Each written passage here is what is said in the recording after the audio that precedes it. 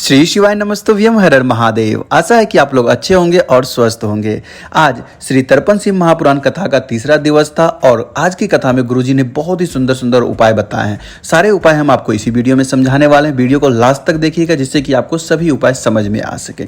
सबसे पहले गुरुजी ने बताया कि अगर आप श्राद्ध पक्ष के 16 दिन अगर कुछ नहीं कर पाते हैं कोई भी कारणवश, तो आपको क्या करना है, अमावस्या के दिन यानी कि अभी जो 25 सितंबर को अमावस्या आने वाली है, श्राद्ध पक्ष की अमावस्या के दिन शाम के समय यानी प्रदोष काल के समय एक लंबी बाती यानी घी का दीपक आपको दक्षिण मुंह करते हुए उसे किसी भी जो भी आपके घर के आसपास में नदी हो, कुआं हो, बावड़ी हो, वहां पे आपको उस दीपक को प्रज्वलित करना है। ध्यान रखिएगा कि जब आप दीपक प्रज्वलित कर रहे हैं, कोई नारी कर रही है तो सिर पे पल्लू लेना है, उसके बाद दीपक को वहां पे जलाना है। ठीक है, नदी में उसे प्रज्वलित नहीं करना है, बस आपको जलाना है नदी के किनारे में।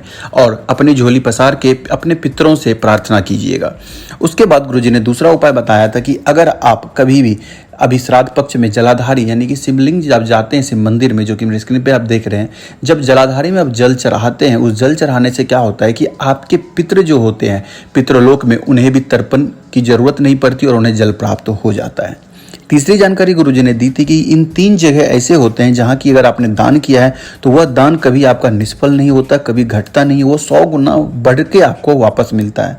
सबसे पहला, अगर आपने अपने बेटी को दान किया तो वह दान किया हुआ दान, पैसा कुछ भी अगर आप देते हैं अपने बेटी को तो वह रुपया आपको 100 गुना वापस होके मिलता है। दूसरा, गाय का दान। और तीसरा, संत ब्राह्मण को कोई भी दान करते हैं, कुछ भी दान करते हैं तो वो आपको 100 गुना होके वापस मिलता है। उसके बाद जो गुरुजी ने चौथी जानकारी दी थी कि अगर आप शिव मंदिर जाते हैं, एक लोटा अपना घर का जल लेके जाते हैं तो शिवलिंग पे जब चढ़ाते हैं तो आपके ऊपर से 3 दोष ऐसे होते हैं कि जो कि धीरे धीरे समाप्त होना शुरू हो जाता है। पहला, पितृदोष, दूसरा वास्तु दोष और तीसरा काल सर्प दोष।